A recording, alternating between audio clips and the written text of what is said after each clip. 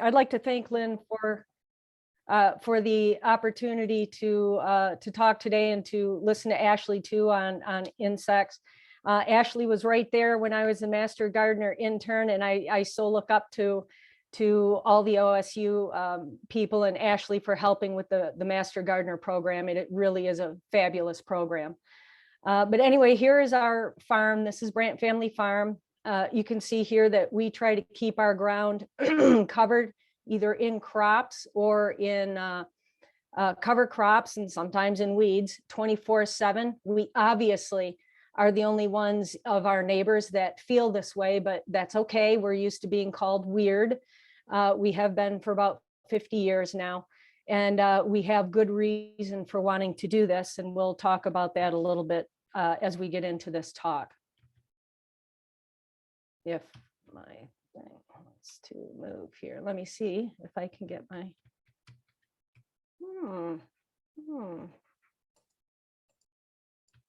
Oh, there we go. It's taking its time. Okay, this is my happy place. This is when we were on a trip out to the Cascades out in Washington doing some backpacking. And the reason I choose to show this slide is right up here, organic no-till, regenerative farming, biodynamic farming. There's a lot of different concepts out there of so-called healthier ways to do things. I think what the goal is peak nutrient density in our food. So we've got a long way to go. We've got a lot to learn. I think at this point, in general, science just knows how much science doesn't know when it comes to growing our food so that it is nutrient dense. And let's see, our hill over on this side is no-till with cover crops. The downside here is people are still using some herbicides. People are still using some synthetic fertilizers. And then over here, maybe you've got organics where they don't use any of that nasty stuff, but then they're tilling the soil more than we'd like to see to build soil health. But everybody's really trying to get up to this peak right up here with the no-till, organic, regenerative farming. But we do have quite a ways to go. And why do we even care? I'm going to show you just a couple slides. This is kind of a new passion of mine. I don't know that much yet, but I'm starting to find out I want to learn more. OSU and many other people are starting to do research now, tying together the nutrient density in our food supply along with the land management practice to grow that food. Now, the no-till cover crop that I have circled here in red, all of those samples came from corn and soybeans grown on our farm. And Dr. Rafiq Islam from South Centers put this together. And there's many other slides I could show you, but basically they found that no-till and cover crops together have higher amino acid content, higher crude protein content, higher macro and micronutrient levels than conventional tillage without cover crops, and in some cases even with cover crops. So really the tillage seems to be a more determining factor. Here's a couple headlines I just pulled the other day getting ready for this talk. The top one from Penn State: this study is among the first to demonstrate that soil disturbance directly impacts a key dietary factor associated with long-term human health. So with ergothionine in crops being decreased by up to 33% as soon as we start tilling the soil. Now we have National Institute of Health. Does soil contribute to the human gut microbiome? In short, the answer is yes. And there's many papers out there that will describe the way scientists are starting to look at this now. What are we getting or not? This work is from the Bionutrient Institute. Anybody that has any interest at all in food quality, I really encourage you to go to the Bionutrient Institute website. This is just a couple charts. They've looked at all these different vegetables that you can see on your screen here. And what they've done is they've looked at different foods, and I'm going to pick the blueberry here because it's one of the big outliers. So they've looked at the antioxidant level and the polyphenol level at blueberries gathered from stores, from local farmers markets, grown in backyard. This is a real citizen science attempt here. So they've had a lot of different blueberry samples. They tested for antioxidants and polyphenols. And what you're getting down here is for every blueberry that has high antioxidant levels, you've got to eat a whole bunch of these blueberries down at this end of the spectrum to get the same amount of antioxidants, and same with polyphenols. And they've done all macronutrients and micronutrients as well. And they're finding a huge variation in the nutrient density of our foods. And they're really taking a look at that. What they're also doing now is they're just starting to tie the nutrient density into the land management practice, because as they were gathering all of the nutrient density information, they were also gathering how is that food grown. So if we look at this chart here at our blueberry, what this is telling us is that for a nutrient dense blueberry, you need to eat 8 of the least nutrient dense blueberries. So that poses the question, do we really need to grow more food to feed us, or do we just need to grow better food? Do we need to learn how to grow better food? Because that is not how our market is incentivized right now. It's highest production possible, getting it over long distances to a store so that people can still eat it. And food quality really has not figured into it. So that's all I'm going to say on that. But if you're interested in learning more, go to the bionutrientinstitute.org.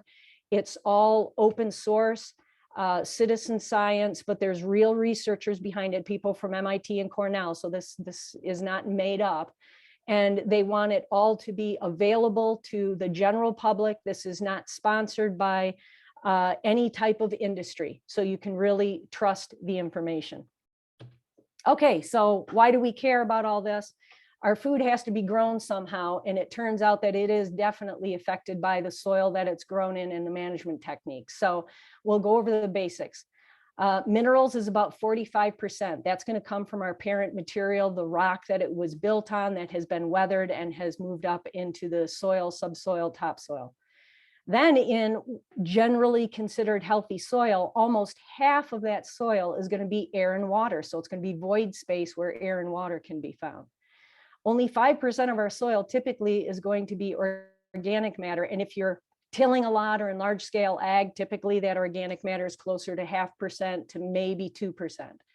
But we need to not only think about the conventional sources of organic matter, which is going to be our leaf litter, our compost, our sticks, our leaves, but our organic matter that's living, which is our worms and our bacteria and protozoa and our fungal factors in the soil.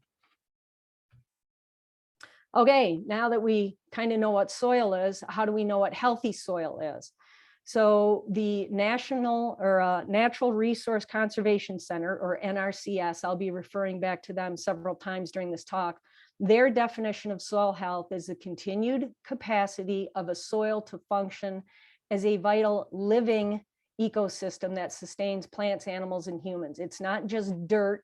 It's not just a growing medium. It is actually its own ecosystem that we have abused pretty dramatically over the years. 1 teaspoon of healthy soil has more microbial life than the current global human population when it's healthy. So if we take a look at 2 different types of soils, if you look in the upper left-hand corner here, so this soil is Cardington clay, which is our basic soil. This is right down the street that has been at least tilled for 30 years in corn soybean rotation. This is that same soil from our farm with 50 years of no-till cover crops. Same soil type, but look at how dramatically that the land management has affected the soil. This is a soil pit taken on our farm. We do this yearly for our soil, for our field days. This is Dr. Ray Weil. He's written one of the definitive books on soils. He is digging in our soil pit. And you can see this is the Cardington clay. This is the original Cardington clay. This is what we've managed to do to it to the top 2.5 feet just by using cover crops and no-till. And keep in mind, this is large scale agriculture. So we're running big equipment over it, but we're not doing any tilling. And this year, this was probably close to 10 years ago, at our field day this year, they're going to pull soil cores to mimic soil cores we had pulled 15 years ago to see how far we've advanced in organic matter. This field now is between 6 and 8% organic matter when we started out closer to 1.5%. Now, a lot of people, you know, this does translate well to gardens as well. So this drawing, what I'm trying to show here is we've got our sunlight coming down. All of our plants are huge solar panels. They collect the solar energy, they manufacture sugars, but a lot of the sugars, about half of the sugars in young plants, which is shown by the blue here, these blue dots and the blue arrows, the plant actually ships down into the soil and it exudes it out of the roots. And you can see that down here. This is a root tip. This is a micrograph of a root tip. This little line here is a watery barrier. And inside this, around all these roots, it's called the rhizosphere. These little blue dots here represent the sugars that the plant is pushing out into the soil. And it does that so that these little guys down here, the bacteria and the protozoa, are going to eat those carbohydrates. They're going to eat the sugars. They're going to be attracted by the plant to come eat that. And then as the bacteria is eaten by the protozoa, it breaks down and those nutrients are in plant available form for the plants to eat. So that's where our nutrients come from for our plants. It's not broken down magically in the soil. It's the soil microbiome that's breaking down soil, breaking down other living organisms, and providing that nutrition to the plant. As these bugs and microfauna are going through their living processes, very much like our worms here, you know, when you pick up a worm and you get that slimy coating in your hand, all these living processes, they exude poop, pee, dead bodies, worm goo. Those are all glues that hold the soil particles together and actually give us our soil structure. When you've got these glues, that's when you get the pore capacity for air and water and nutrients to come into the soil. And that all happens when you have biologically active soils. There's not much going on out here in the bulk soil. It's all happening right around the soil roots. That's why we'll get into why it's so important to have living roots all the time. You've also over here in blue, this is our mycorrhizal networks that connect plants to plants, plants to shrubs, plants to trees. And you can see all these little dark balls in here. That is the mycorrhizal fungi that has actually gone into the root of the plant, and it's providing a network to bring in nutrition and water into the plant. So again, these mycorrhizal networks are very important to keep our plants healthy because they can actually extend the root capacity of our plants up to 100 times. Okay, organic matter water holding capacity. When you've got those biological glues, it holds that pore space steady. That's when you can take in more rain. So when the rain comes, it actually goes into the soil. It's got a place to hang out, and your plants don't dry out as quickly. This is just a quick graphic to show that for every % you go up in organic matter in your soil, what that means for an average farmer is about 18,000 gallons of water per acre in the top 6 inches for every bit of organic matter. For a gardener, that means almost a full gallon for a square foot for the top 6 inches. Okay, you can do a little soil health evaluation on your own at no cost. And here's some of the things you can look at. Take a measuring cup, take a piece of soil, maybe about the size of your hand, put it into warm, not hot, warm water in your measuring cup and see what happens with it. If it blows apart, like this soil sample is up here, you've got no soil structure holding together your soil. If it holds together, you've got microbially active soil that is able to glue your soil together and give you stable soil structure. That means you're getting air, water, nutrients into your soil, and you're in pretty good shape. Another thing you can do, we use a piece of PVC pipe that we pound into the ground. We pour in an 8-ounce bottle of water. The faster the water seeps into the ground, the less compaction you have, and the more you're going to be able to infiltrate water. That's very important for runoff and for erosion. Next, you can take some soil, put it in your measuring cup again, pour water into there up to the surface, and just let it stand for a couple days till all of the water goes away.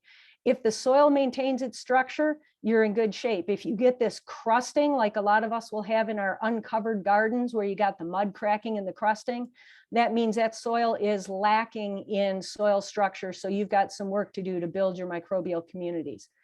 Take a look till, pick over some plants. If you can't see worms, if you can't see bugs, if your soil doesn't smell like good soil, if it doesn't look active, then you've got some issues. This is always a fun one for the farmers, the Soil Your Undies Challenge. If you take any cotton fabric, bury it in the ground and come back and visit it after, different periods of time, a couple weeks, a month, the microbes will actually eat the fabric. So this soil is more microbially active than this soil is. Not that you need to put your hanes out there, but you can take any plain cotton fabric and set it out in the soil, bury it a couple inches deep and see what happens. Those are all inexpensive things that you can do at home to follow your soil. Okay, keep the soil covered. NRCS, soil health best practices. We're going to go over these. There's 4 simple ones, and we're going to go over them in a little bit more detail. Keep the soil covered, enough said, whether it's plastic, whether it's straw mulch, whether it's living plant matter, keep the soil covered to stop erosion. Disturb the soil as little as possible. Tillage is not necessarily always evil. It is very relative. The more you do, the worse it is for your microbial community. So when you till, it should hurt you as much as it hurts the soil and have a really good reason for doing it. Keep plants growing all year round. The picture on the right, that's actually one of our wonderful little winter annual weeds that I get in my permanent plantings, but I never pull that up. Don't pull up your weeds unless you got something better to put there, because guaranteed that's the only place you're going to find life. So even though it's a weed, I've got active roots in the soil that's harboring all those microbes that are too small to see. So it's very important, always have something growing. Weeds are not necessarily your enemy here. Diversify using crop rotation and cover crops. So that goes anywhere from when you're doing gardening, you can do a lot of different types of rotational diversity. I would urge every gardener to have a small portion of your garden to have a fallow period where you just do a hard, heavy cover crop for a year to really boost up the organic matter and build a wide range of biology in your soil. And densely interplant. I've got cover crops, I've got herbs, I've got nasturtiums in there, so decorative plants for companion cropping. Don't just think of your garden area as just plants. You can intergrow these things all year round. So look to companion planting guides, look to plants that are going to provide for beneficial insects. So there's lots of things that you can do to diversify, going well beyond cover crops. Okay, what is a cover crop? It's kind of like weed. How do you define a weed? But any plant that's somewhere where you don't want it. Cover crop is not a specific class of plants. It just performs some purpose for you to benefit what you're going to grow in the future. The big important part of cover crops is not what you see above ground. What you see above ground is for wind and rain erosion and weed suppression and keeping soil temperatures moderated. But the real soil building, microbe building, healthy soil aspect is all what's going on down below the ground. If you remember that picture where I showed Dr. Weil in the ground, the little teeny plants that were no more than 2 inches tall in there was cereal rye, but he was digging those roots all the way down in April, digging those roots all the way down to 3 feet down, even though that plant was only about 2 inches high at the surface. So that's where you really want to pay attention and give the cover crops time to do their work, is below ground. General types of cover crops, and we'll go over all of those in a little bit more detail. Grasses and grains. If you look at that picture, that's what grasses do for you. Look at all of the roots, the dense matting there that provides rhizosphere area for microbes to live and for all that nutrient cycling to go. Grasses and grains like cereal rye and so forth, they take any leftover fertility in your soil. So your nitrogen, everything that it needs to grow in its body, it's going to suck it all up so it doesn't wash away.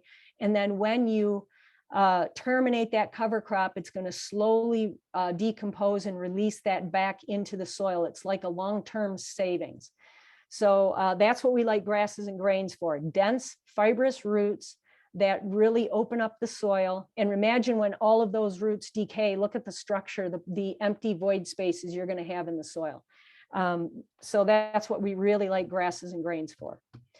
Here's some standard ones: oats and cereal rye. If you've used cover crops, you're probably familiar with them. They're both cool season. The oats will winter kill, so no management in the spring. Cereal rye will overwinter, so you'll have to manage that. We'll talk about that a little bit later.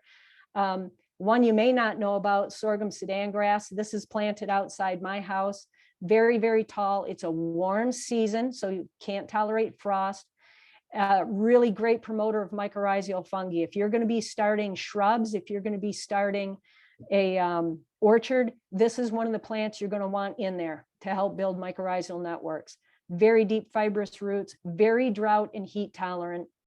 So not too many cover crop mixes will have this, but I use this regularly at our house in the summer. But you do need to keep it cut. It's great for crafts, but it does, it's the gift that keeps on giving if you let it go to seed. All right, legumes. Legumes are ones that are going to fix atmospheric nitrogen. It's going to take nitrogen not that's left over in the ground, but it's going to take it out of the air and fix it at your plant roots. Here's what a nodule looks like. This is a young winter pea that is nodulating and fixing nitrogen down right at the root level where your next crop is going to be looking for nitrogen. These can be good at reducing or preventing erosion, but the main reason we have a lot of legumes is for nitrogen production. Some of the standard ones: winter peas, hairy vetch, crimson clover. Winter pea, it's hard to go wrong with winter pea. It's a cool, these are all cool seasons. May or may not kill over winter, depending on when you plant it and the variety, but it's one of the fastest growing legumes that can fit into very short windows. So if you've got a 4 to 6 week window, throw in some winter pea and you will get some nitrogen production out of it. And it's a fairly easy plant to terminate. Hairy vetch and crimson clover, both of these guys will overwinter. So if you plant them in the fall, you're going to have to deal with them in the spring. We'll talk about that in a little bit. The hairy vetch will form a very heavy mat. It's very popular with organic growers. The crimson clover is just a gorgeous cover crop to look at when it's in full bloom. And we'll talk about how to manage those in a little bit. Brassicas are going to be radishes, mustards, cabbages. These guys are known for really sucking up excess nitrogen and having tap roots that can break through some pretty severe compaction if you've got that in the soil. Here's just a general look at some of them. This is purple top turnip. These are different forage brassicas and mustards. And here is what most gardeners, if they've used it, will be used to, is the daikon radish. It's one of the most eaten vegetables on the planet because it's huge in Chinese cooking. You can find it in the grocery store. We just pull it out of our field. So we will do very little cooking with this, but we will do with our purple top turnips. I love roasted turnips. So anyway, these guys are great for their deep taproot. One thing I do need to caution you, you do want to have a break in your rotation of these if you're going to have any other cole crops like cabbages and broccolis, because it can carry over pests. So be aware of that. If you're going to get a cover crop mix and you are going to be working with cole crops, it would be best to get a mix that does not have any radishes, mustards, or cabbages in it. Broadleaf is the final catch-all category, and each individual plant will do something different. So here's some standard ones. We're all used to looking at flax seeds, but the flax plant is a beautiful filler that adds more root diversity. It really mobilizes and loosens up phosphorus in the soil, and it's a great beneficial attractor. Phacelia is a North American native that It's very widely used over in Europe. We typically don't see it much here. It's kind of making a comeback now, but it's a very high value bee forage. It likes to germ below 54 degrees. So you almost need to frost seed this or plant it or scatter it in the fall and let it come up in the spring. Buckwheat, most people are familiar with that. This is one of the fastest growing cover crops. Well, it is the fastest growing and maturing cover crop that we work with. It will reseed. It will go from being seeded to reseeding in 45 to 60 days. So if you've got say 2 months in the summer, you could throw buckwheat in, let it reseed and get 2 batches of buckwheat for the cost of one. It's got a very acid fibrous root system that makes the surface very mellow, and it makes a lot of phosphorus available. It is not frost tolerant, so it will winter kill. Oh, sorry about that. Okay. There's another way to divide up our cover crops. We can do it by this chart here. We have grasses, broadleafs, and legumes. And then you got to be aware of whether you are, when you're going to be planting it. Do you want winter kill, which is WK, or do you want something that overwinters? So every cover crop plant is going to perform a different function and be grown appropriately at a different time. And there's just too many things to talk about for me to go into here, but it's very easily found in different resources. Again, this is just another chart to show you that not every cover crop performs the same function to the same ability. So you really have to set aside what goals you want your cover crop to accomplish before you start choosing the cover crop species you're going to use. Here, I'm going to show you the reason why we prefer to use mixes. Cereal rye is a great nitrogen scavenger. It's high carbon. We'll talk about what that means in a minute. Hairy vetch will only fix nitrogen, so it won't suck up anything from the ground. It's low carbon.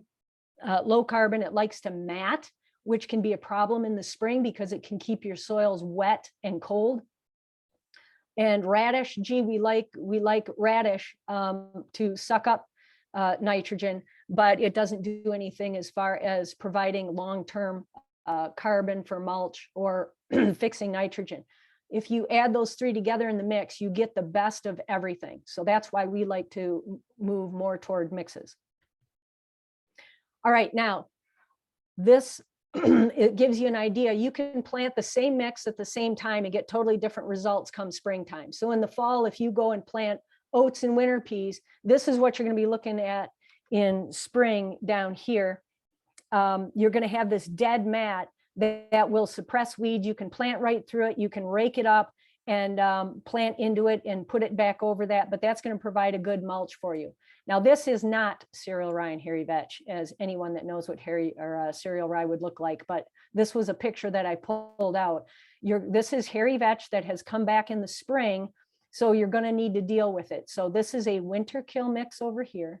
This is an overwintering mix over here. And you're going to have some sort of maintenance to do before you can put in your cover crop. And we'll talk about that.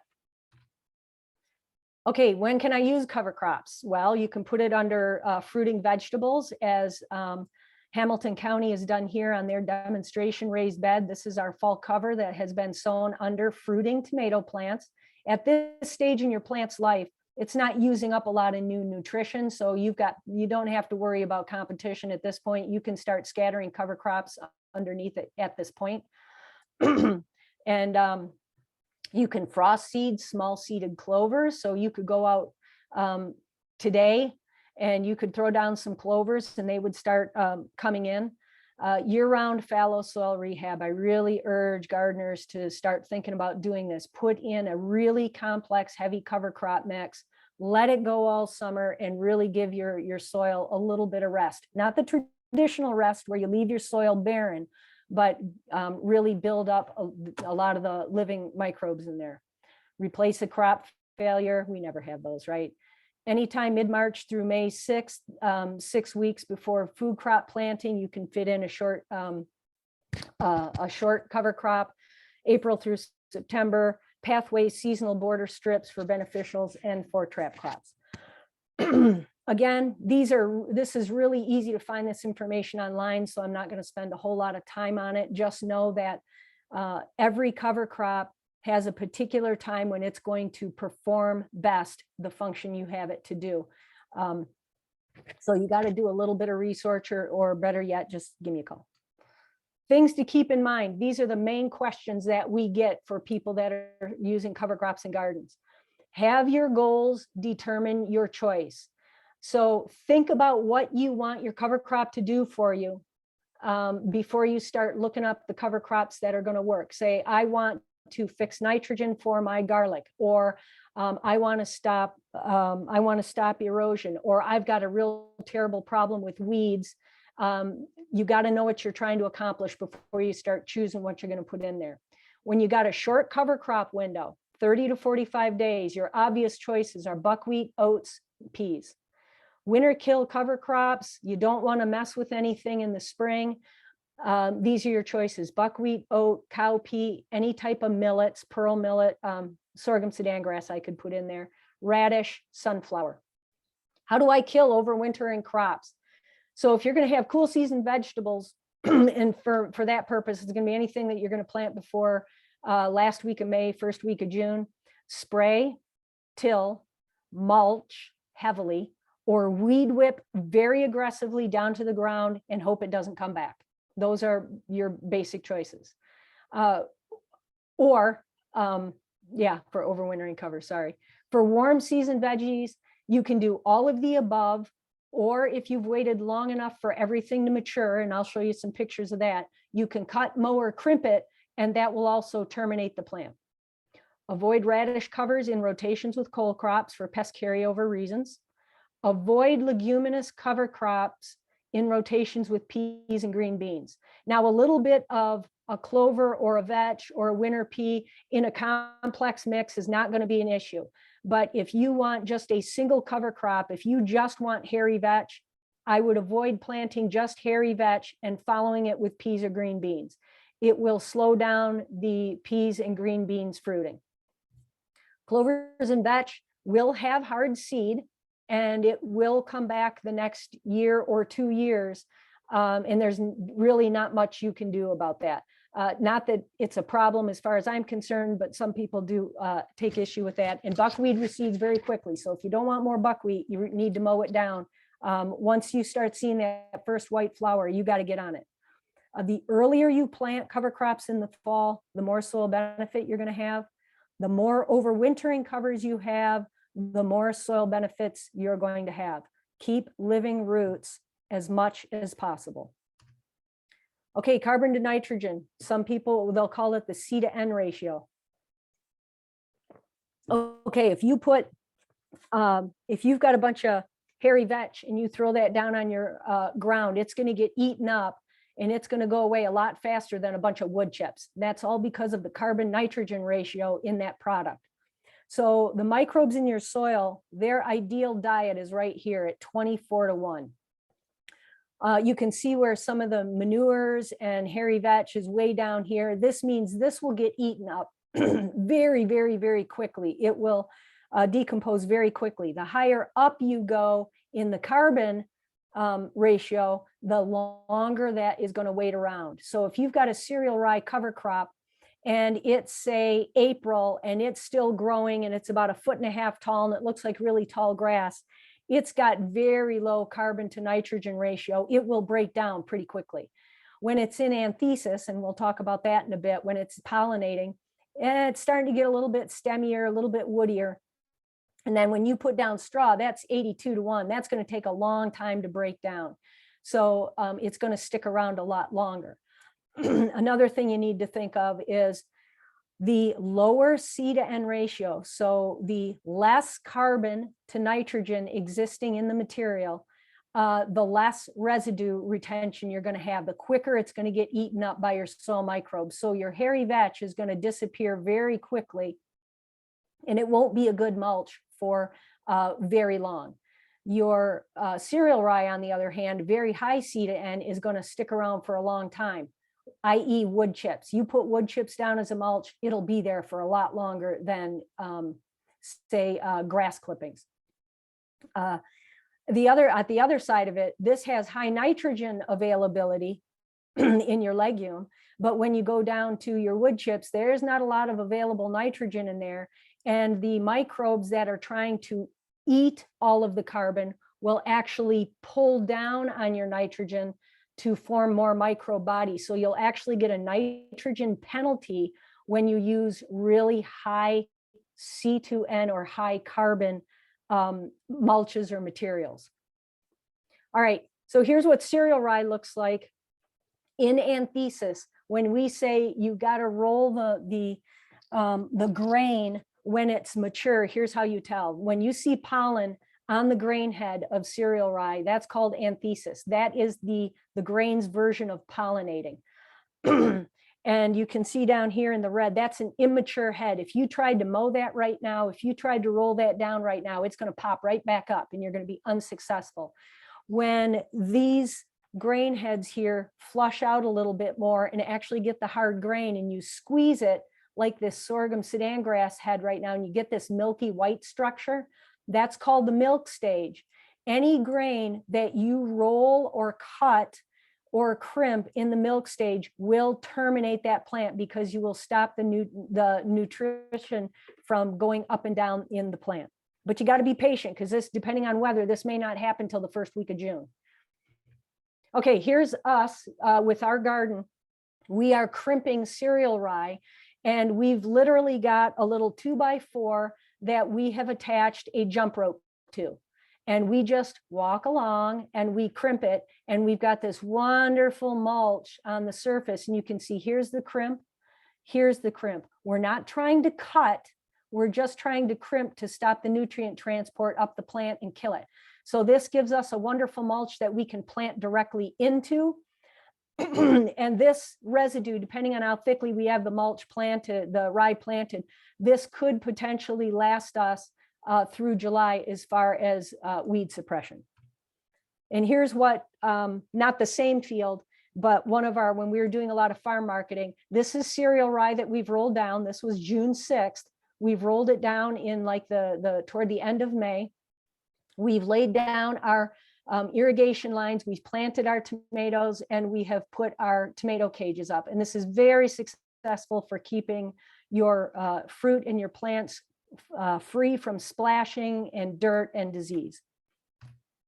This is just another picture from a customer, John Brandstrader, who grows pumpkins for wholesale. And you can see what it does to keep his pumpkins and his squashes and gourds clean. Okay, this is a partial failure. This is the same garden, different year that you just saw us crimping. You can see our tomato cages here. So what we did was we laid cereal rye down. We crimped the cereal rye in the spring. In the fall, once the tomatoes died and we got rid of the tomatoes, we didn't rebroadcast our cover crop where we had our tomatoes, and we left it bare. So here's what it looks like cover crop. So what happened here? Oh, our alleyways are beautifully weed free, but where we want to plant our plants, it's all full of weeds because we have no cover crops there. So if you're going to undersow cover crops in your vegetables, make sure once your vegetables are kaput for the season that you get some sort of mulch or cover crop there, because that's the only place you're going to have weeds next year, sadly. It was a good lesson learned. All right, this is just what cover crops, this is what a winter cover crop can do for you for weed control. This is oats and radish. This over here is where oats and radish were not planted. The farmer drove out of his field, he kept his box going, so he didn't have to clean out his drill. These are winter annual weeds coming in. This is oats and radish. This is early spring. Now there's a lot of open ground there, so you're going to start getting weeds coming in, but at least for early spring annual weeds, it really did do a great job of suppression. Okay, spring mix for slug trap crop around lettuce. Here's my lettuce growing.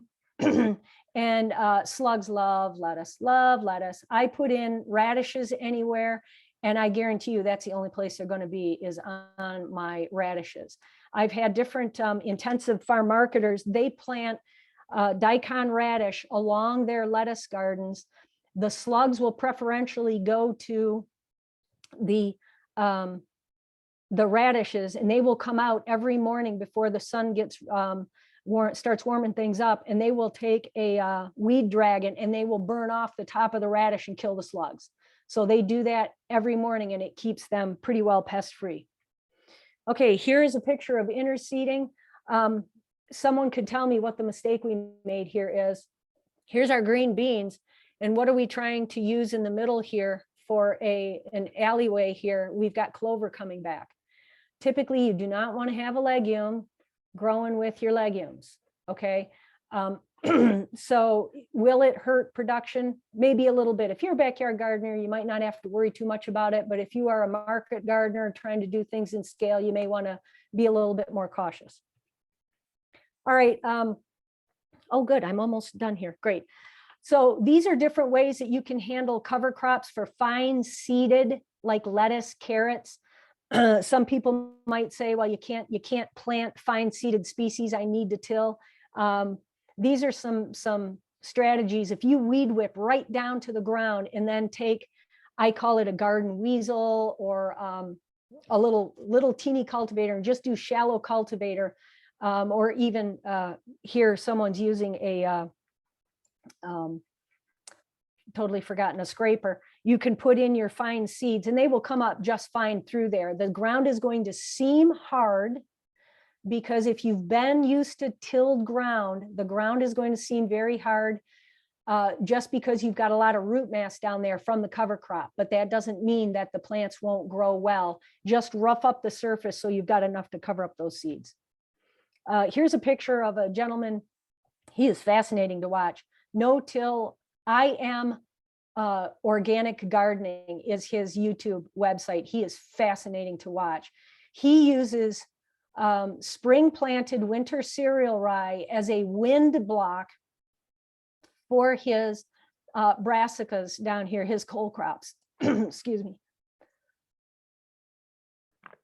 And so what he will do is he will knock down the cereal rye. He will put down his irrigation lines, put his plastic over the top, lay out his cattle fencing, and then plant through there. And every time he wants to plant some additional, he'll mow down some more and just keep working his way across the field here. And he's got a wonderful living roots. He's keeping the weeds down, and he's wind blocking his crops. So he does some fairly innovative things.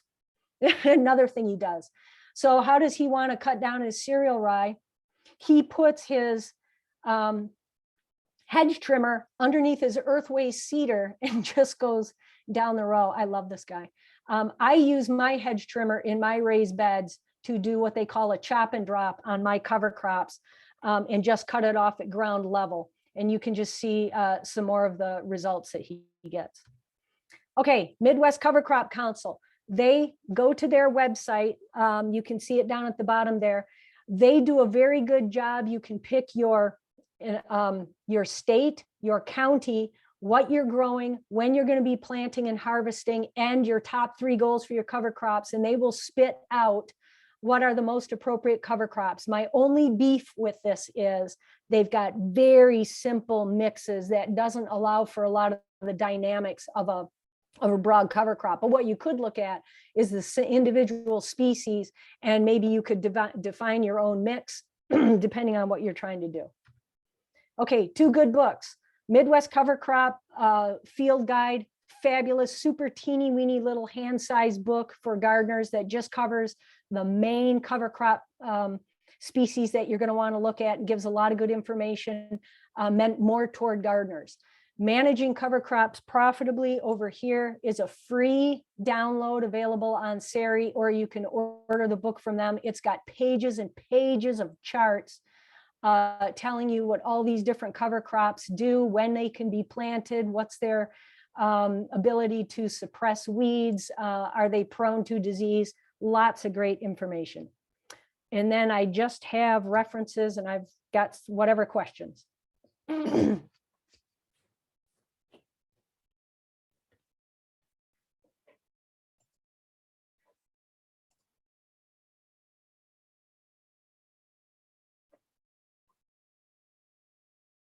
I either did a really good job or a really bad job. You did a wonderful job, Anne. Okay, good, good. I was scribbling vigorously, notes and notes and notes. Yes, I can send PDFs to Lynn. Or you can email me. I'm sorry, I didn't put my contact information up there, but Ann, ANN .Brandt, BRANDT at walnutcreekseeds.com, and I can email out PDFs to whoever wants them. What do I mean by spraying to knock down cover crops? Herbicide. I don't know how many people are open to herbicide, but that's obviously a way that you can take out your cover crops. Looked like we had another question farther up from Al. It says, in fall or spring, should we dig or pull dead annual plants or cut them off and leave the roots in the soil? Whenever possible, if it's not a diseased plant, leave the roots. Tomatoes and nightshades are a little bit different matter because as they are decaying, they actually will have a allelopathic effect on newly germinated plants, not on transplants, but on newly seeded plants. So tomatoes are a totally different thing. But when you've got a diseased plant, get it out. If it's not diseased, use it as organic mulch, just like you would a cover crop.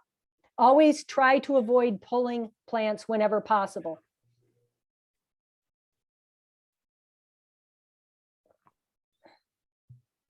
Any other questions?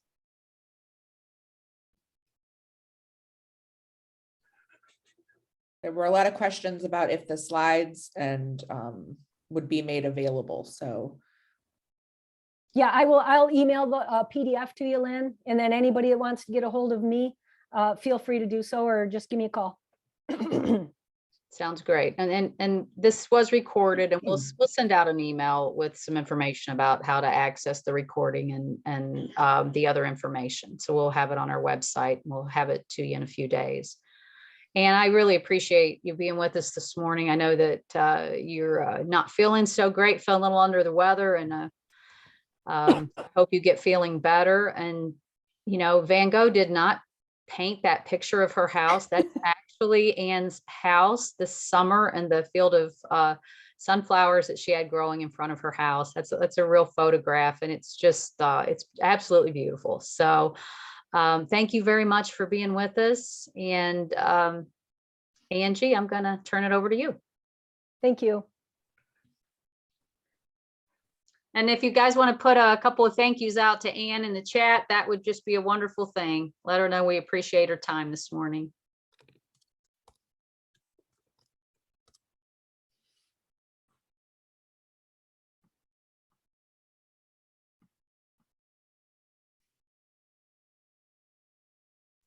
Angie, you're muted. she can't figure out how to get it to unmute. I can introduce myself if we want to. I got it. Okay. Yeah, I wasn't able to unmute myself. It said the host wasn't allowing people to unmute themselves. So, so thank you. Good morning, everyone, and thank you, Anne. Again, that was a great presentation. I'm Angie Arnold. I'm the Portage County A&R educator, and I'm pleased to introduce Ashley Colhannick.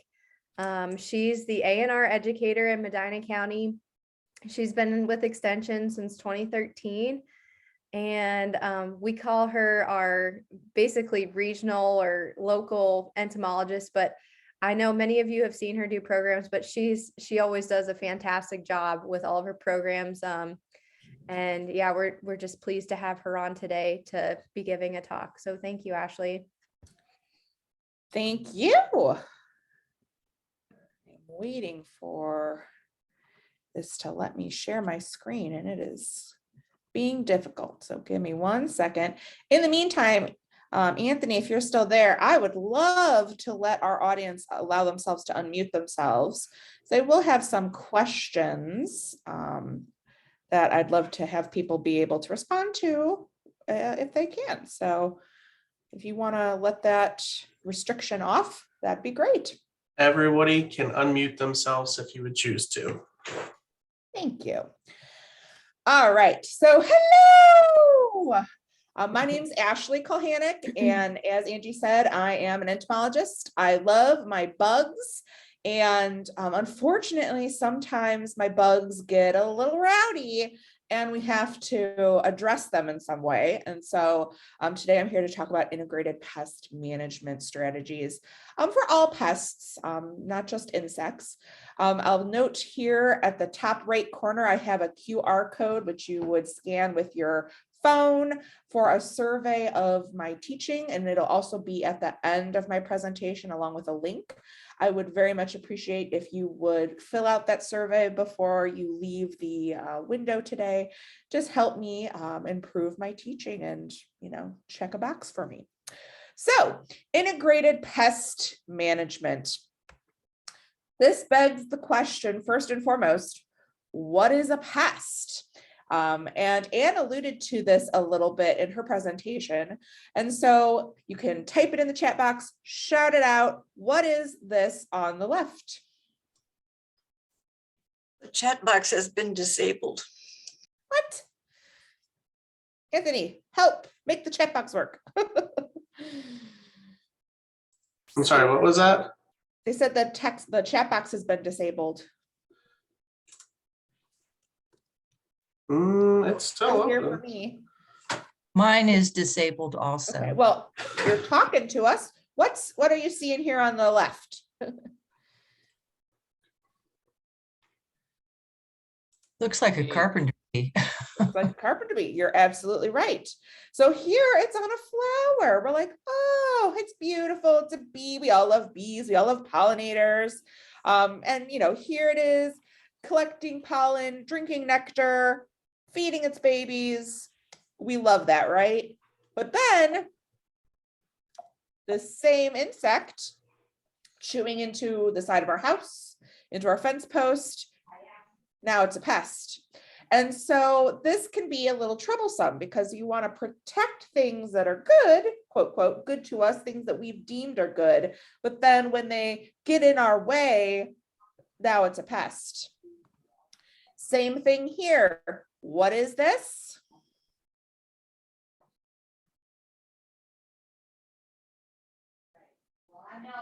It's a monarch butterfly.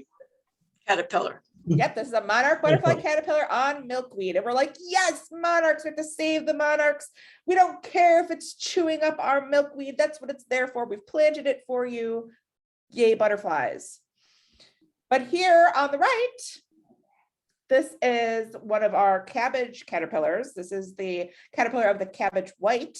And so they both become butterflies, but now it's feeding on our cabbage and it's a problem. The cabbage white butterfly is a non-native. It's an invasive species too. It's been here forever. And so people wouldn't necessarily know that it's non-native because it's just part of the landscape, these little white butterflies flying around. But it's a pest if you're growing cabbage and brassicas. And we can say the same thing for weeds. On the left, we have become accustomed to dandelions now. We're now seeing them as a benefit, an early season nectar and pollen source for a lot of our pollinators. Leave dandelions alone. We've got there. There's a lot of dandelion love out there now. Not for everybody, but it's become more of a tolerable, maybe not as much of a pest.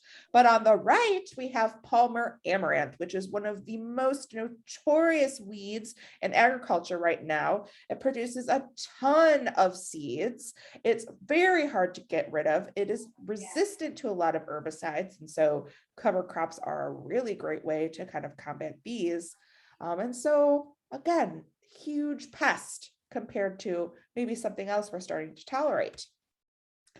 And so the message here is that only about 1 to 3% of insects and plants and other things are considered pests. And one man's pest is another man's friend. And so we really kind of could boil this down to any organism growing or living in a place we don't want them to could be considered a pest.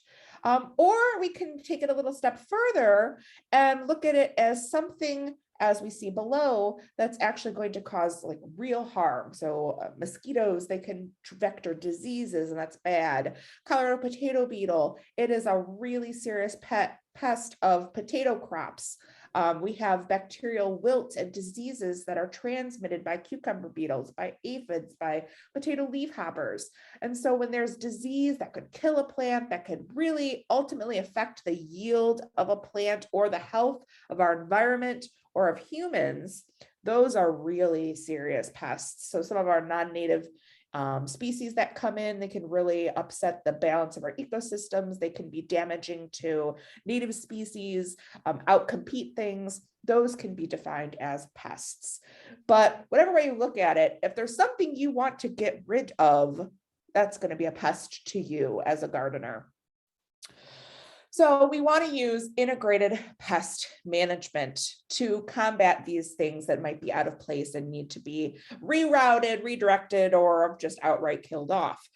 And the goal of integrated pest management is to combine the best control tactics to reduce pesticide use, first and foremost. We're going to use multiple steps and strategies so that we're not just outright spraying. We want to minimize environmental impacts. We want to minimize human exposure, and we want to keep pests at an acceptable level. Integrated pest management is not about creating a barren landscape. It is never going to eliminate all the pest factors. And cover crops is one strategy in the integrated pest management toolbox. So we're going to consider multiple options to reach that goal. It is a decision-making process. And doing This is nothing really good. is an option.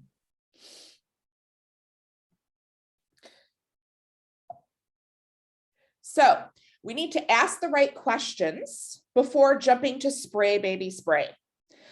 You need to know, am I actually dealing with a bug? Am I dealing with a weed, a disease, or is it something else? Is it an environmental change? Did something happen in the weather?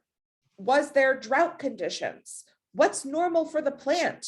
So Anne talked about cover crops that winter kill. They self-terminate when the weather changes. And so we're like, oh no, my cover crop just died. Well, that's normal for the plant. You need to know that going in so you don't assume you did something wrong or there's a disease and so I have to spray some sort of fungicide because it's killed my plant, when it may have been something that's supposed to happen. So having that information is important, and asking those questions before jumping to a strategy is going to be important. So we're going to involve monitoring.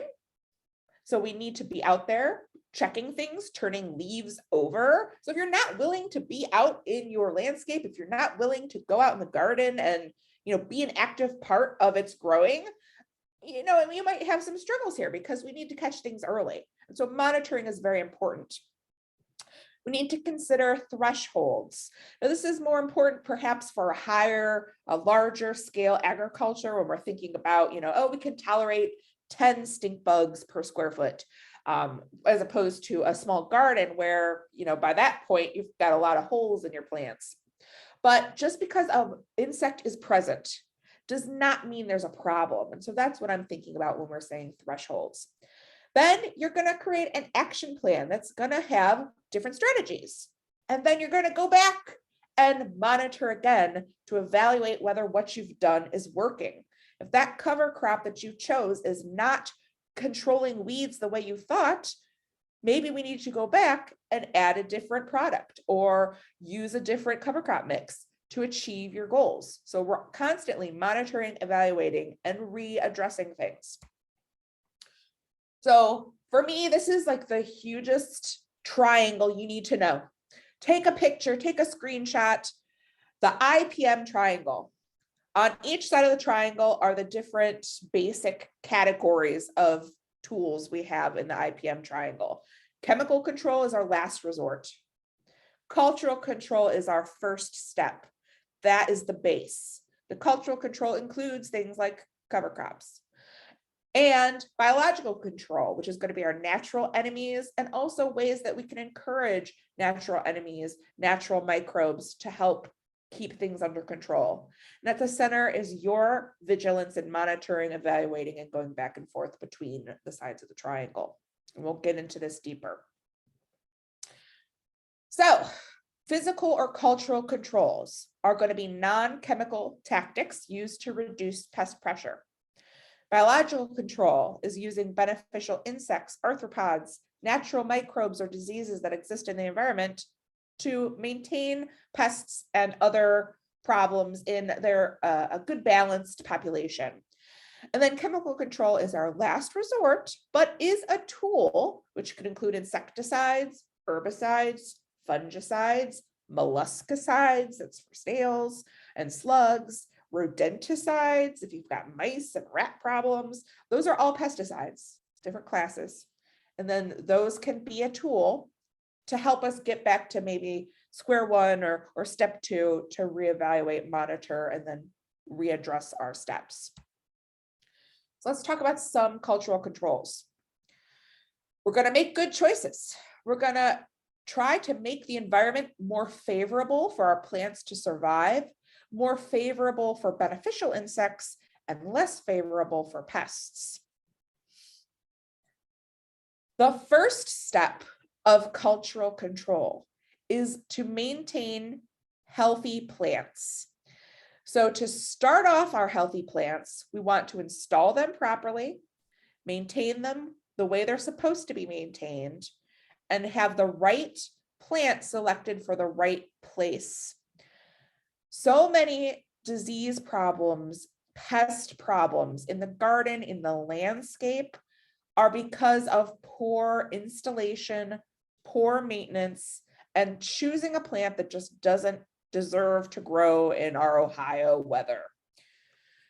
And that is a crucial part of our first step of cultural control. If we can start with a healthy plant, everything else from chemical and biological and cultural controls we need to implement are going to be reduced. We're not going to need to come out there and fight to keep those plants alive.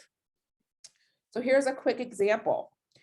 We have a telephone pole and we have a tree. And so the joke here is that this is the telephone pole tree, Acer foampoleus. What went wrong with this tree? I have people who bring samples in, who call our office saying, my tree is dying, my tomatoes are dying. And you need to ask questions to go back to the beginning. Well, what disease is killing this tree? What insect is killing this tree? When the real question is, what side of this triangle did we break? What went wrong with the healthy plant triangle? This was perhaps installed in the wrong place. Who is planting this right underneath telephone wires? Proper maintenance. This has been pruned to death.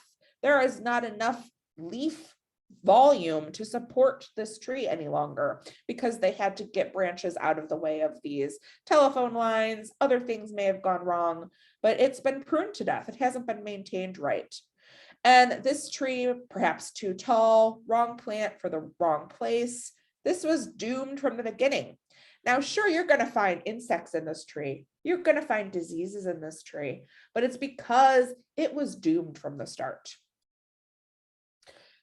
Here's another example of a tree that is dead amongst some other living trees, but when we take a closer look, it's got too much mulch. There's standing water here. So maybe this tree doesn't like waterlogged sites. Maybe this tree has some rot in its trunk because it was volcano mulched.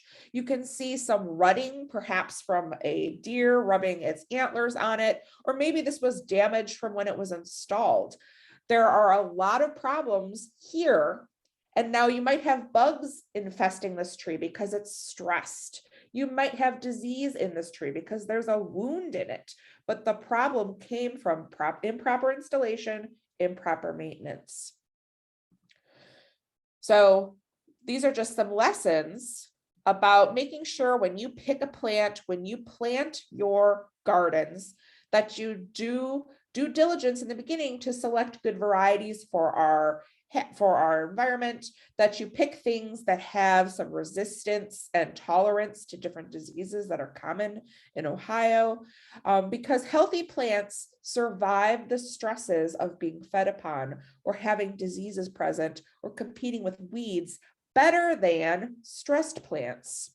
So if we think about plants on a health continuum, healthy plants are going to be planted in the right place, properly selected plant varieties. They're going to be well maintained and planted appropriately.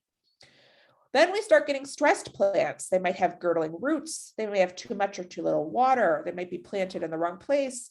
They might have lawnmower damage, other pruning damage. And so they're going to start to be stressed and therefore susceptible for disease and other pests to be brought in. Then our plants start to die. We're going to see that nutrients might not be flowing up and down the plant stems as easily. There might not be enough oxygen in the root zone and they might get root rot. Wounds and stress cause plants to excrete scents and chemical signatures that tell bugs, come eat me, I am stressed and vulnerable.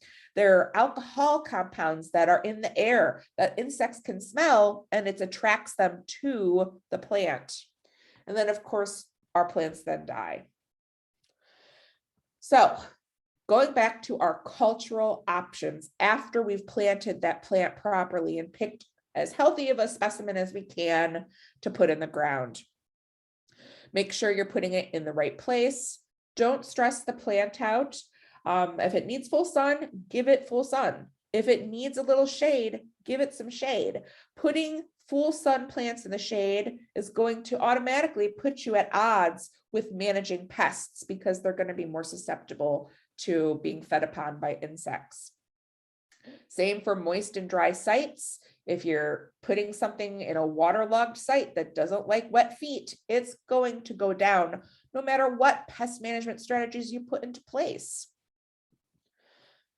Timing is also crucial.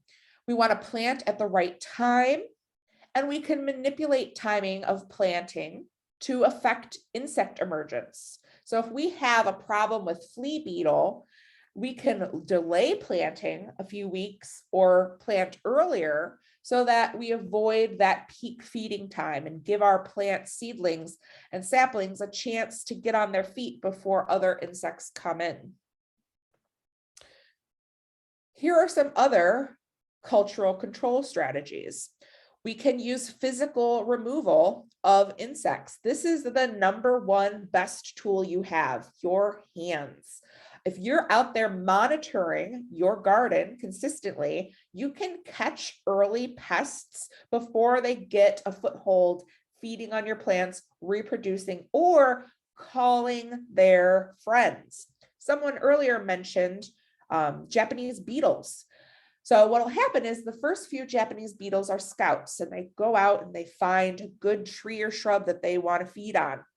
Once they're there and say, yeah, this tree is good, it's tasty, they start sending out pheromones that attract more beetles to them so that more and more land and feed on that singular plant or tree. If you're out constantly scoping them out and you go out and find 1, 2 Japanese beetles, get rid of them with your hands immediately. Either use, here we have a piece of tape that you can knock them onto and get them stuck, a bucket with soapy water, and then knock them into it to kill them. We think, well, that's a lot of work, but by catching those 2 first beetles, you're preventing hundreds more from being called by their pheromones when they say, come and eat here, guys, this is a good place to be. So catching things early and physically removing them sooner prevents that burst of population. So you can hand pick, you can use tape, soapy water, or a water jet, which you can take your hose, turn it on that hardest jet setting and spray into plants that can tolerate it. You don't want to do this at a just planted pepper or tomato plant, but it knocks off insects that might be feeding on it. It doesn't kill them, but often this is enough to get them to disperse, thin out, and maybe they're not going to be putting as much pest pressure on that one plant. This is a good strategy for aphids. Other things are traps. So here is a burlap trap that's used on a tree to catch gypsy moth as the caterpillars climb up and down the tree. Overnight, they're looking for a nice place to hide out. They go in between the burlap layers. You untie it, throw it on the ground, stomp, stomp, stomp. You've killed the caterpillar. This works in gardens too. You can put down newspaper, you can put down burlap, you could put down cardboard, and a lot of insects and slugs and things will crawl underneath that cardboard, that newspaper at night, and you can flip it over in the day and crush any unwanted bugs and slugs that you know shouldn't be in the garden. Now watch out, there might be some good things under there too. So you don't necessarily want to indiscriminately stomp, stomp, stomp, but it's a good way to also monitor to see if there's any pest species that you're not really desiring crawling under there. This works well later in the season when we're dealing with squash bugs especially. And then of course there's sticky traps. There are pheromone traps, but for the home gardener, I usually don't recommend them because the trap is not there to trap and prevent those bugs. They're used as monitoring tools. And so you're going to catch a few, but they're not going to catch and eliminate all of the species that you've caught in that trap. But if you are diligent and want to try them, there are some that are great for some of our flying species like moths that we're worried about them laying eggs and having caterpillars feeding on our crops. So that would just be an indicator to say, okay, they're going to start to lay eggs soon. We're starting to see them present in my traps. Then you have to go on to select another strategy, like putting down perhaps an organic pesticide like BT that as they hatch and start feeding, it would kill them. So again, traps are not necessarily the best for eliminating pests, but monitoring and helping you know they're present.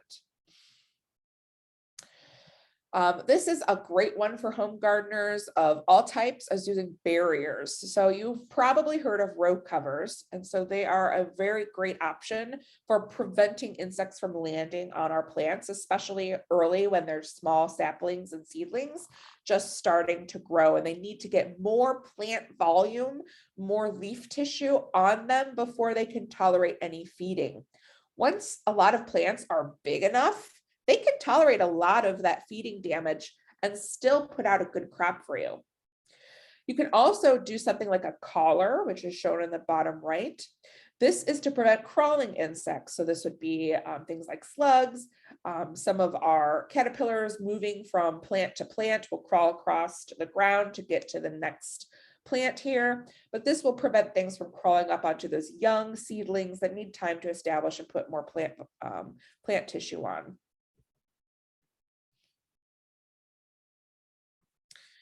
So with our row covers, you also want to consider some weed barriers also.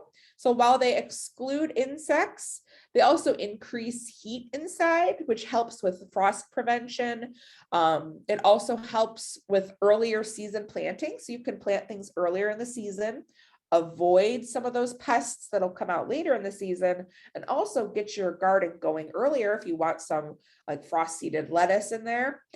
But while it's under that cover, if there are any weed seeds in the ground, they too can germinate alongside those lettuces.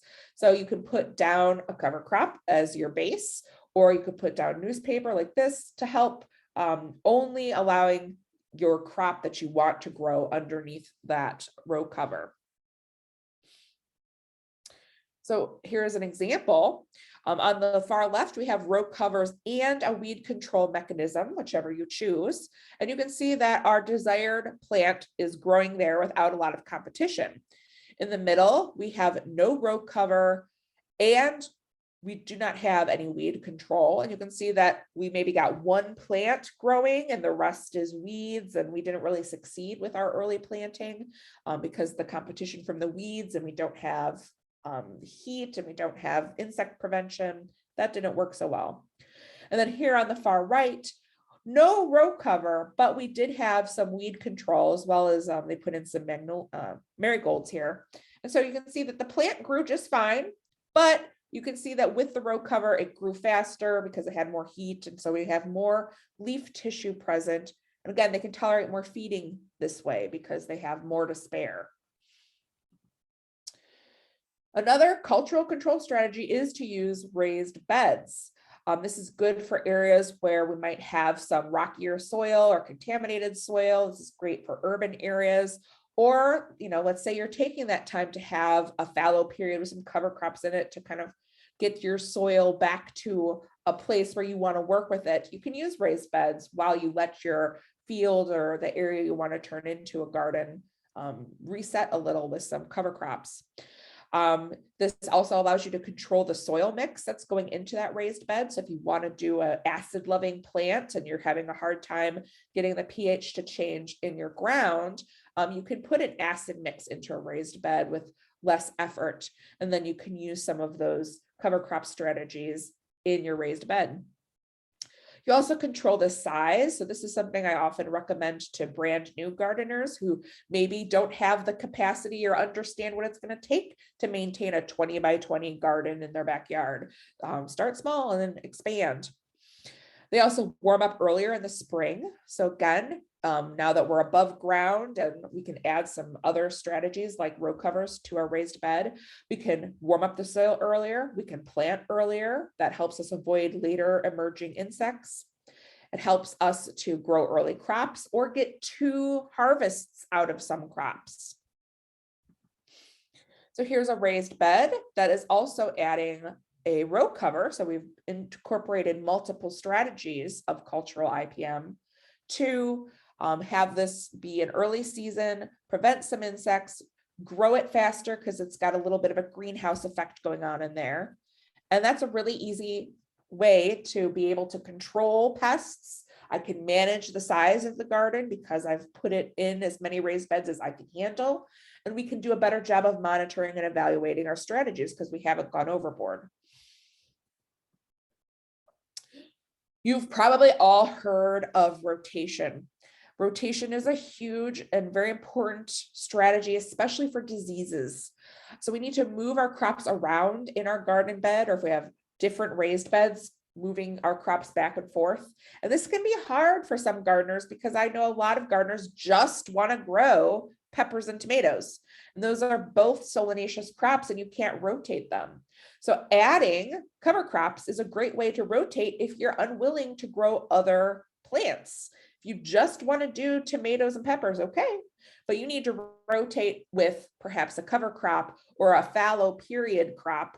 It could, maybe you do flowers or something else instead of a vegetable so that you can give the soil and the area a break from that solanaceous crop.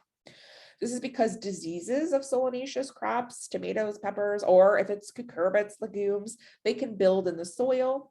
It can also be a place where insects will continually lay their eggs, and when they hatch, boom, there's my preferred host plant. And so it perpetuates a cycle of diseases. It perpetuates a cycle of insects that can lay their eggs, hatch, and then have access to their host plant. So you really need to rotate to break up those disease and insect cycles. Pruning and sanitation is a cultural control in the pest management toolbox. You can weed out branches or certain plants that are diseased. If you catch them early and remove them, it'll prevent that from spreading. And we hope that it will not negatively affect the next planting. If you catch it early, you can usually replant into that same spot with a different plant. And then that would give us the opportunity to have healthy plants that we can cut off the tops and leave the roots in the soil. This is an example of the viburnum leaf beetle. So this would be a pest of woody shrub viburnum. You can see that they have chewed holes in the branch, and that's where they lay their eggs. If I go and I prune out those branches, I don't have to spray. I don't have to come back and control for them unless there's another plant nearby. I've just removed the eggs and eliminated it, and that can be my pest management for the season. It's also an option for you to weed whack or pull weeds, but as Ann said, if there's nothing to replace it, those weeds can return. So you can weed and deal with pest species that way, but then have a strategy in place to either do cover crops, plant your crop, do some weed barriers or things to keep other things from popping up. Weeds can be harbingers for diseases as well as insects, especially nightshade weeds. you're going to have insects and diseases that can affect your tomatoes on nightshade weeds in the wild. So having weeds from those same families, like mustard weeds, they can transmit diseases and bugs to your crops.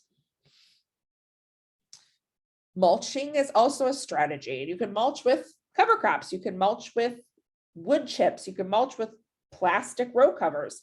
Mulch is a general term for just covering that area.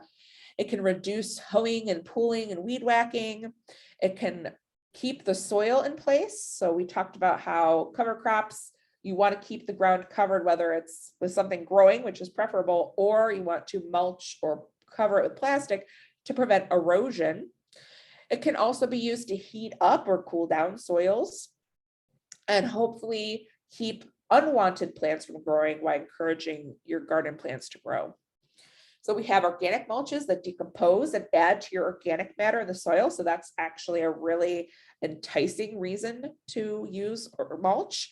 But we do have plastics and films that are available that you can use too.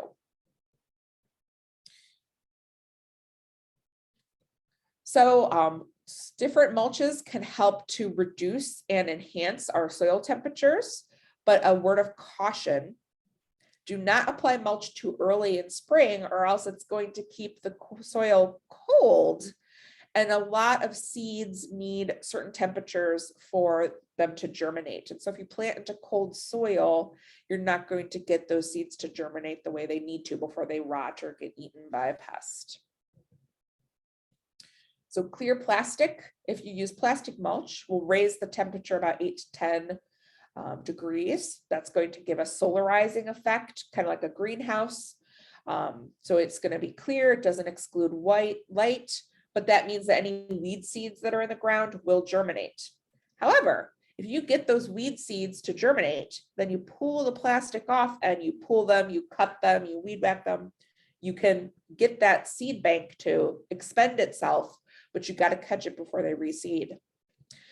Black plastic will raise the temperature about 5 to 6 degrees, but then it also is excluding light, and this would help prevent seeds and weed seeds from germinating. But this is what's recommended for around peppers, melons, cucumbers, tomatoes, and then you pop a hole in it and plant right into it. So let's see that in action. So here they have the black plastic down, they've cut a hole, and then they put their transplant right into that. That prevents weeds around it from germinating. Here they have their irrigation lines are run under the plastic, and that'll help to make sure that those plants are getting the nutrients and the water they need. And then here you can see them as they grow through the season. And then in between the rows, you can use newspaper and organic mulch, and this will break down and add to the organic value of the soil. This is going to keep weeds out of those walkways, but also you can use a cover crop in walkways. This is another example of using a weed blocking fabric instead of the plastic. They say these decompose. I mean, you can buy decomposing plastics and fabrics, but sometimes they just don't work very well at the decomposing step. Kind of like Ann showed you with the decomposing underwear in the soil. If you have good soil, it might break down, but sometimes you still do have to go out into the garden and pull this up and catch it before it blows away. So a lot of times, mulch without the fabric, landscape fabric, mulch without having that plastic layer can be just as good for our home gardens, especially because it adds that organic value to the soil. But they have stakes and pins to hold these things down that you can buy to keep it from blowing away. Then more shots of that weed control fabric. Now we talked about traps. So there's different kinds of traps. There's sticky traps that just indiscriminately catch anything that's bouncing around, flying around. Good for monitoring, but also this will catch ladybugs, this will catch bees, this will catch pollinators. So be careful with sticky traps if you want to use those for monitoring pests. And then the pheromone traps, you got to be careful with those too, because the pheromones will attract insects to the party. They're great for monitoring for different pests that are attracted by pheromones, like our corn borers and our root borers, the moths. But you don't want to use, for example, a Japanese beetle pheromone trap, because it'll just attract all the beetles in the neighborhood to your garden. So we're going to move on from cultural strategies to talk about biological controls. So biological control is the use of natural enemies to maintain a balanced population. So again, you cannot expect that poor praying mantis to be out there and kill every last pest. And praying mantises are indiscriminate predators. They're going to be just as liable to eat a monarch butterfly or a bumblebee as they are to eating, a pest species. So we can't expect them to do the perfect job, but if we can keep the populations in balance, we can tolerate a little feeding damage by some of our garden pests. So not just predatory insects, but we also have parasitoids and natural pathogens.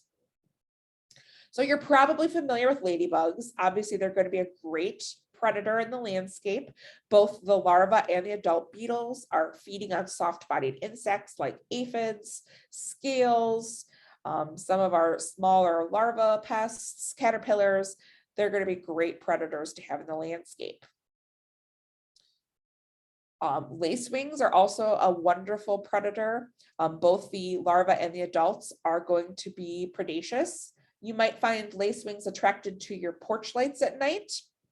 They lay their eggs on a stalk, as you see on the far right.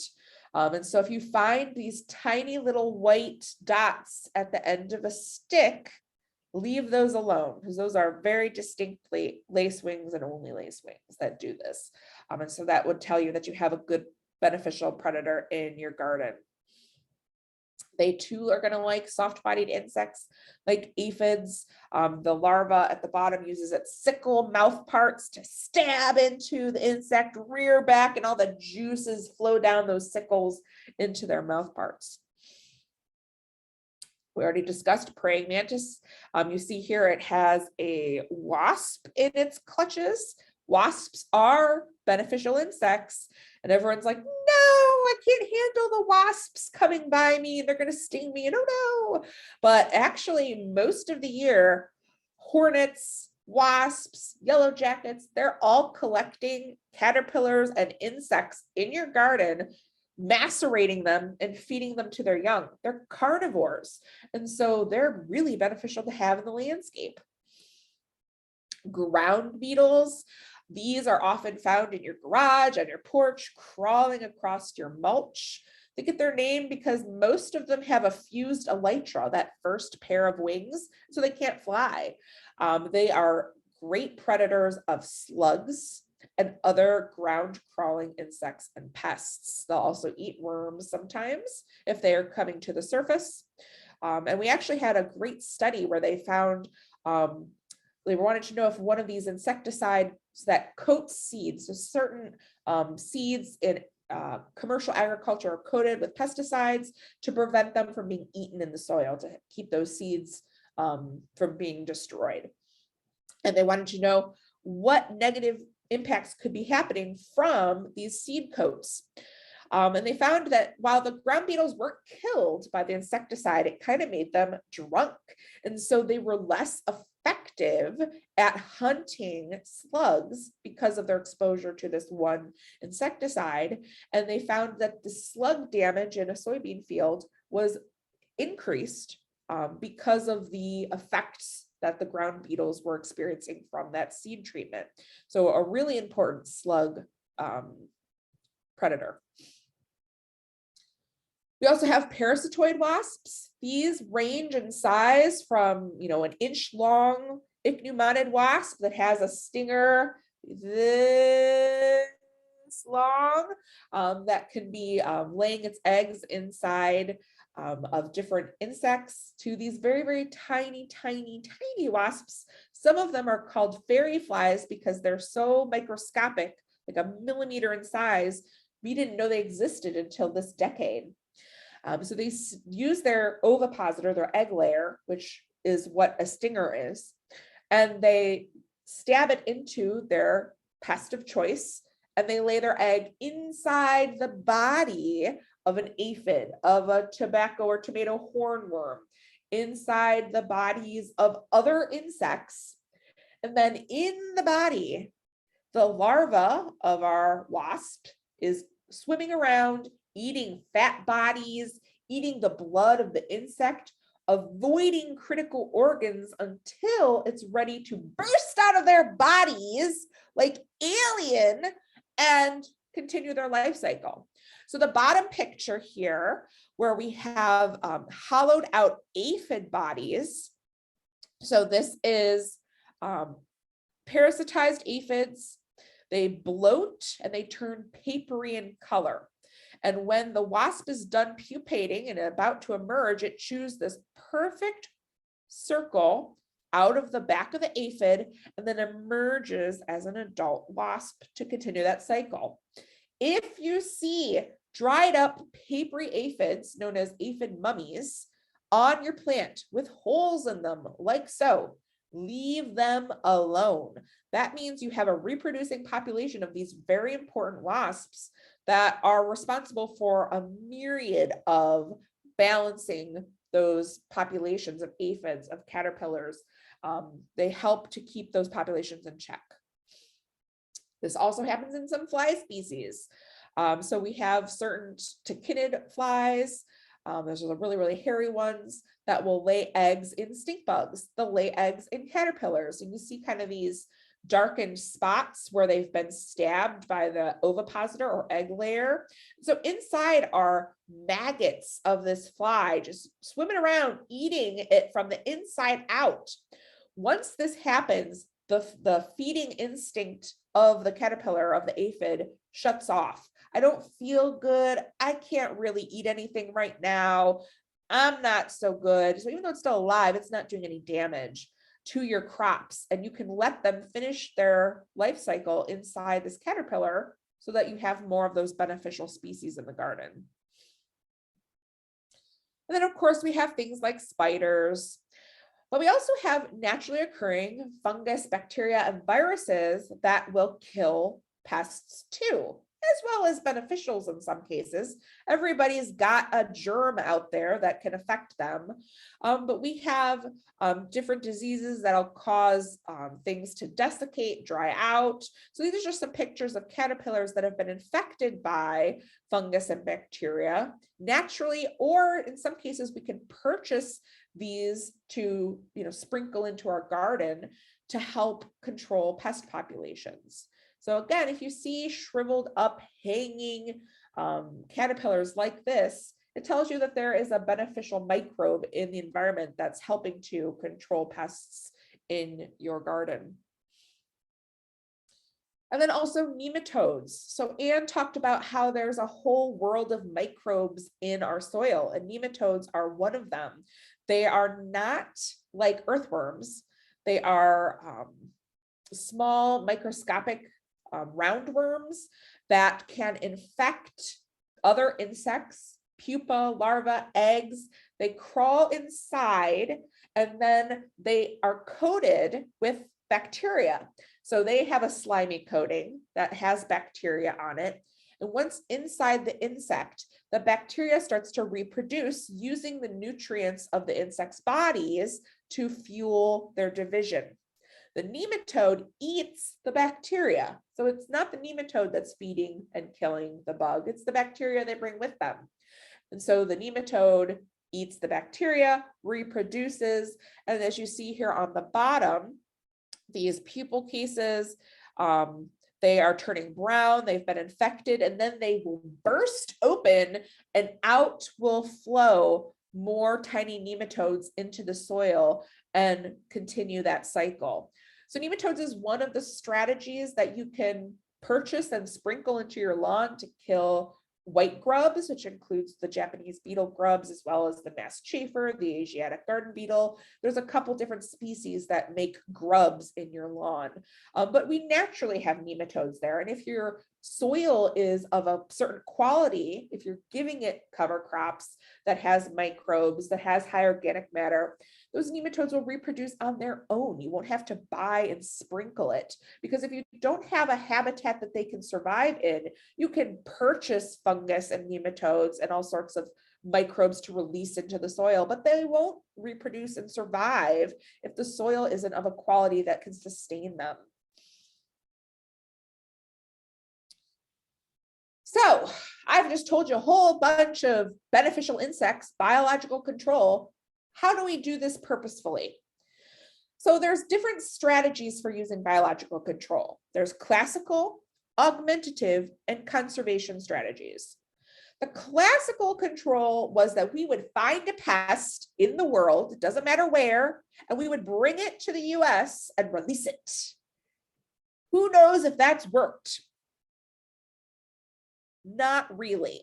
So we've had more bad things happen from releasing non-native species than we have had good. There's one or two really great options, really great controls out there, but it's not shown to be a good idea. We usually get non-natives. We brought it here to eat aphids, but instead it wants to go and eat all the beneficial insects. So classical control is not really practiced anymore. This is kind of how we got multicolored Asian lady beetle. They brought them here and released them to kill soybean aphids. And they're like, yeah, soybean aphids are good, but so is every other ladybug, native or non-native. And so we see them eating more than what we brought them here to control. Augmentative is periodically releasing natural enemies to artificially increase their population. So you can purchase ladybugs, you can purchase praying mantis egg cases and release them. But again, just like I talked about with the soil, if your landscape, if your garden strategies aren't going to give them places to hide, places to reproduce, places to eat, they're going to spread out and leave your garden.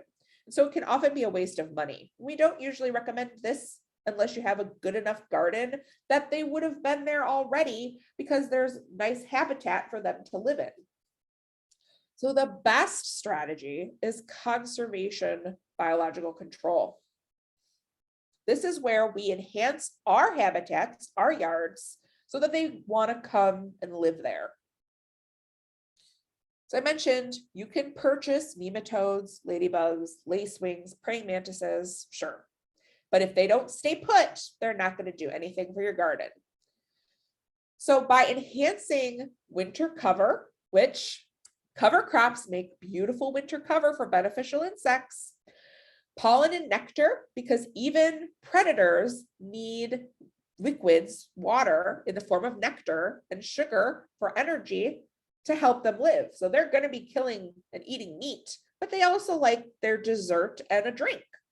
So having pollen and nectar present, nesting areas and retreats, and also prey. So if you're spraying your garden for insects every day, there is not going to be a lot of pest species present for them to feed upon. So they'll eat each other or they'll fly away. So we want to maximize and enhance our landscape, their habitat, to get them to want to move in, reproduce in your garden, and perpetuate beneficial biological control strategies. The Michigan State University has a beautiful fact sheet called Attracting Beneficial Insects with Native Flowering Plants that I recommend to all of you. It discusses different plant selection that helps to attract ladybugs, praying mantises, lacewings, wasps, spiders, things like this. And then strategies of intercropping, companion planting, use of native plants, again, healthy soils, and using different heights of plants. So for example, praying mantises like different heights to stalk from. They like taller plants so that they can look down onto predators or prey. So having those different heights in the garden is visually attractive for you, but it also is attractive hunting strategies and habitat for our predators. So some of the great ones are Phacelia, Sweet Alyssum, nasturtiums, dill, cilantro. I believe that Anne mentioned that nasturtium is one of the cover crops for raised beds. And so these are all things you can incorporate into your landscape as border plants on your garden that will give good habitat for not only beneficial predators, but also pollinators. And then in this bulletin I shared with you, it also talks about the phenology of these plants so that you have something blooming year round for both natural enemies and bees. So things like golden Alexander, penstemon, parsnip, coreopsis, and on and on. So these are things you incorporate into your home landscaping or into your gardening space for fruits and vegetables to help encourage beneficials. And then lastly, we'll talk about chemical control. So this is the last resort. Master gardeners, natural resource people, we try not to have people tell you what to use because we need you to have you read the label. So don't just go, hey, Tom, hey, Master Gardener, what should I spray? Because the label is the law, and the label is going to tell you what to spray, when, and how. So pesticide, again, is a broad term. We're talking about insecticides, fungicides, herbicides, rodenticides. They're all formulated to kill an insect, kill a fungus, kill a plant. And so that is what they're formulated for. So be prepared for that if you're going this route. No one pesticide kills all pests. So there is not a one size fits all solution here. It's crucial that you identify the problem first. So going back to that first strategy I talked about, is it a disease or was it a drought? Is it a pest or does it naturally die and fall? Making sure you identify what's going wrong is crucial before you start spray baby spray. So you can call into a Master Gardener horticultural hotline. You can call into an extension office and we can help you identify the problem if you're not sure. But if you're out there and you see it covered in Japanese beetles, that's going to be a big giveaway. If you go out there and you're finding 2, 3, 4 caterpillars on your cabbages, that's a giveaway. But just make sure you identify the problem properly. Know that if you're using pesticides, there are maximum allowable dosages. You can only use this 3 times a year. And a lot of people don't know that. They're just out there with their Roundup, with their pesticide, and they're just spraying whatever they see. Oh, there's a bug, spray, spray, spray. Oh, there's a bug, spray, spray, spray. You need to read the label because sometimes you can only spray it 2 or 3 times a year. You need to make sure that you're not spraying it when it's too windy so it doesn't drift onto your neighbor's yard or onto another plant that you don't want it to be sprayed on. And some things aren't allowed to be sprayed on edible crops. So that's another big one. The label also matters because sometimes you have to mix it, right? You want to save money, you buy the concentrate, but the concentrate has to be diluted. And if you don't dilute it right, you're going to burn the plants and kill them. If you don't apply it right, you might miss the pest window. If you don't apply it right, you might have residues that hurt your health. You need to make sure you read the label to make sure that you're using the right personal protective equipment. Some things require gloves, closed-toed shoes. How many of you don't have to raise your hand, but have been out there spraying Roundup or weed killer in your flip-flops because it's 80 degrees and it's hot out and it's summer? All pesticides are going to require you to wear closed-toed shoes. And it's also a good idea to wear gloves. Sometimes things aren't labeled for your plant. Just because you have a product that worked on a tree doesn't mean it is allowed to be used on your fruits and vegetables that you're going to eat. So, and then they are going to write the label so that if something goes wrong, you're the one that's going to be liable, not the pesticide companies. So if it says, well, it's only for use on trees and you used it on your tomato plant, you're not going to be able to sue them because you didn't read the label. So please make sure you read those labels. So again, we talked about personal protective equipment. Don't use flip-flops. Don't wear shorts. You should cover yourself no matter what you're using. It's the safe way to go. There are ready-to-use products that are already diluted, and those are going to be safer because they've diluted them properly than a concentrate, but you're paying for a lot of water. Concentrates, again, you have to mix them appropriately so that you're getting the right concentration. And then also a quick tip for you all, if you are concerned about toxicity and things of pesticide, the caution words or the signal words can help you determine if it's something you might want to use. So if it says caution on the label, it's going to be slightly toxic to humans, versus something that's labeled danger, which is a lot of our fungicides that are going to be the highly risky stuff, more corrosive, more toxic. So danger is the red word, then warning, then caution. Again, all of them are asides, suicide, homicide, insecticide. It's all meant to kill. And so they are toxic by nature.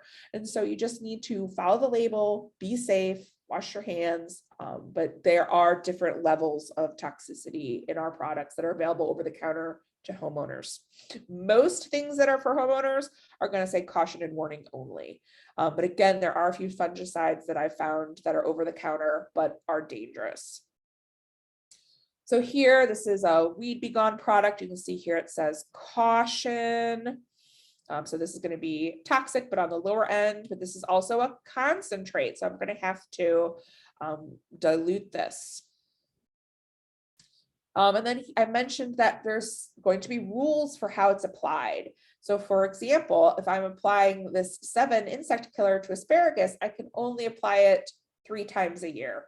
But if I'm trying it out, if I'm applying it to sweet potatoes, I can apply it 8 times a year.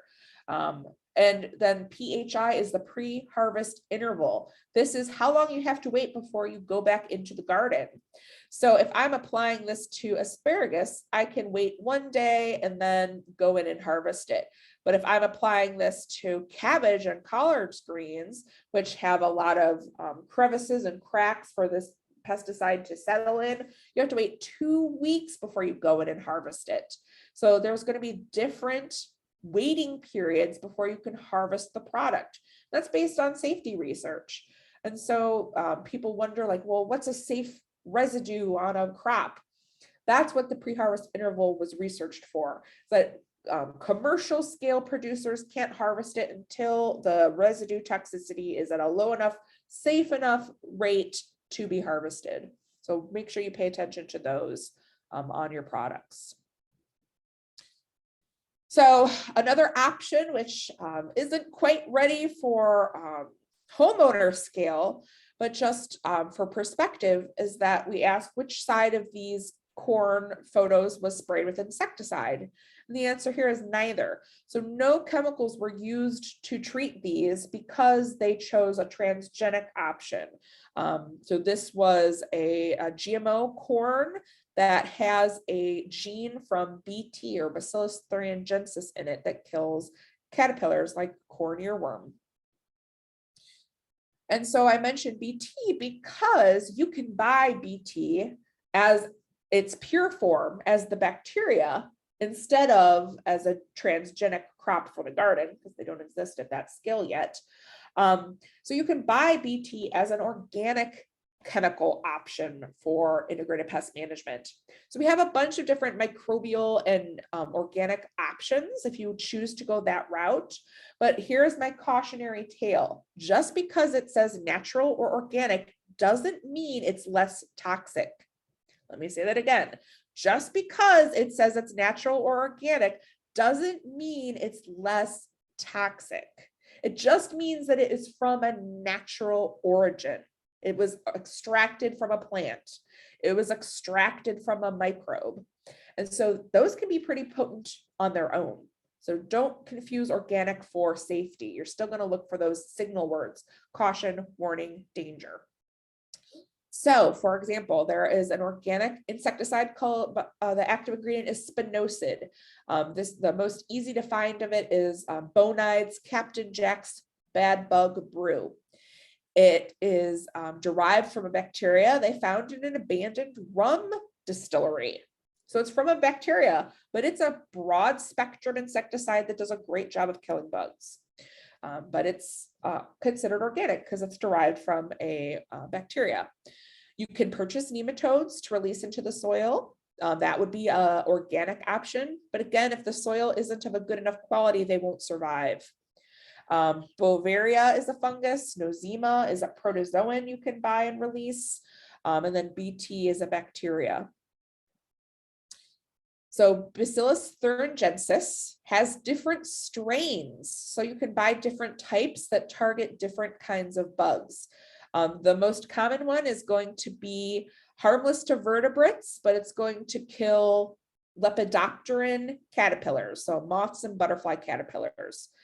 There are some strains that work on mosquitoes. There are some strains that work on beetles.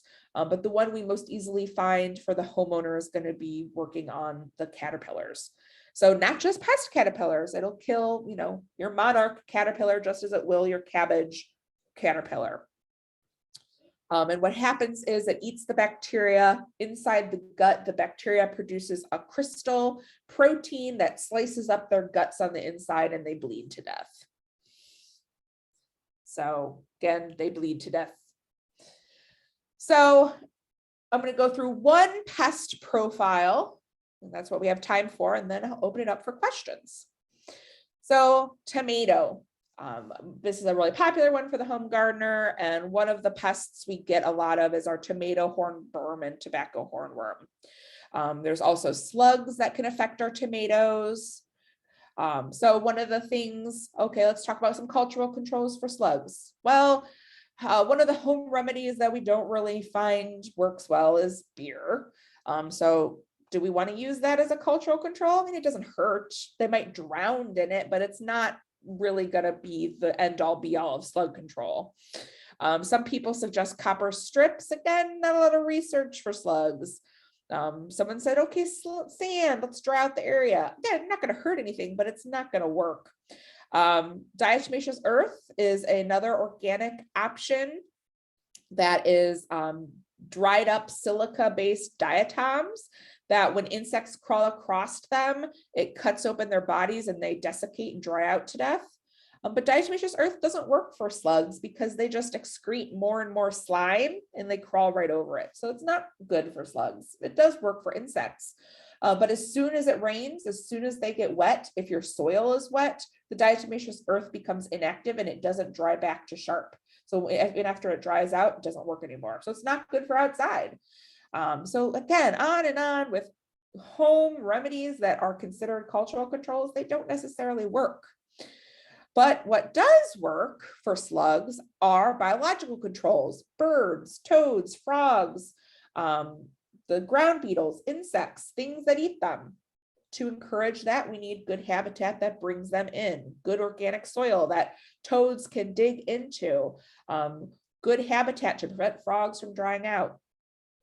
And then there are chemical slug baits. These can be, again, warning to danger, some of these things that kill slugs, but they are available if you read the label. You might have aphids that are going to be out there on your tomato plants or other plants. So this is where monitoring is really important.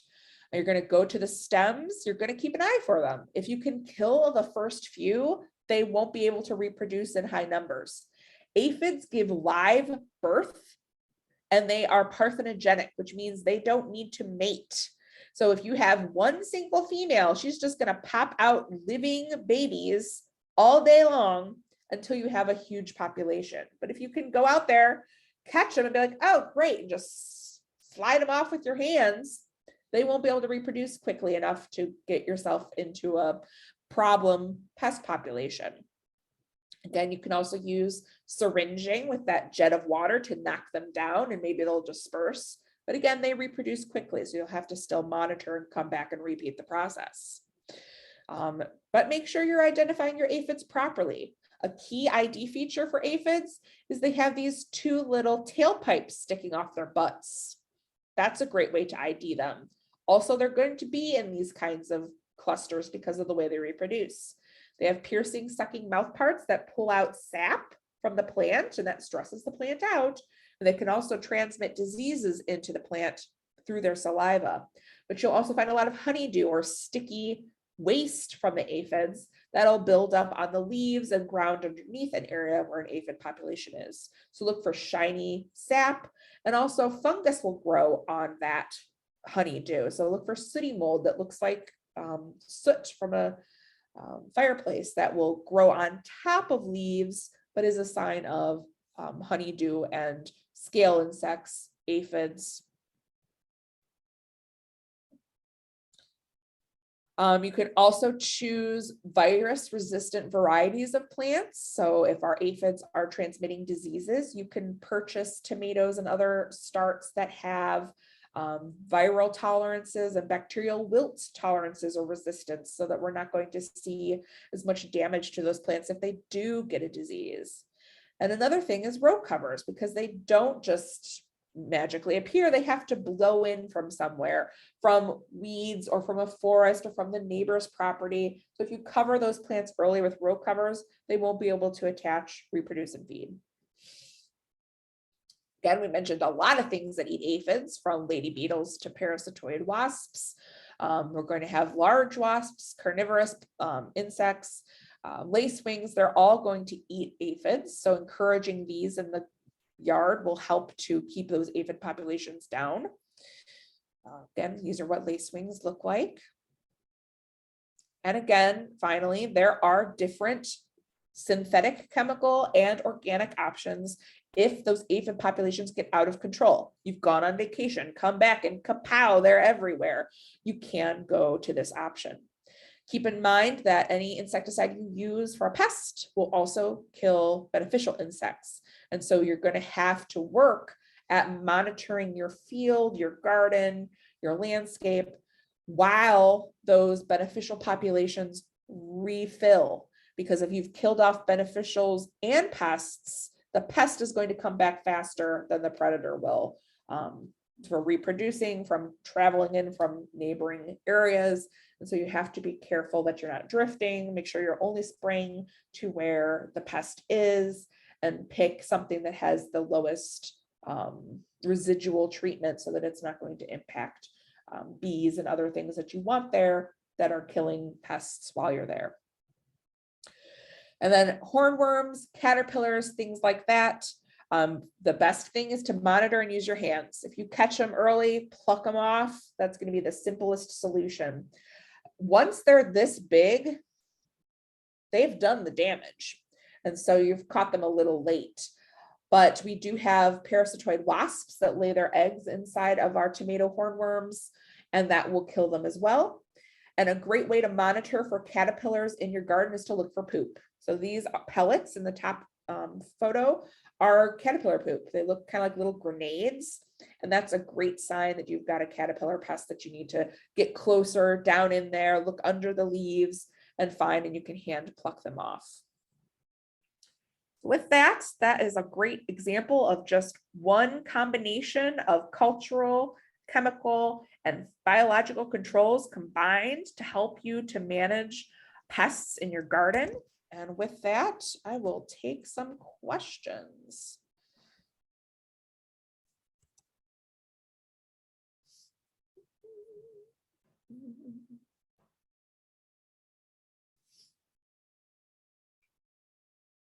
And if you want to fill out this survey, this would help me by just telling me how to improve and my teaching skills for you.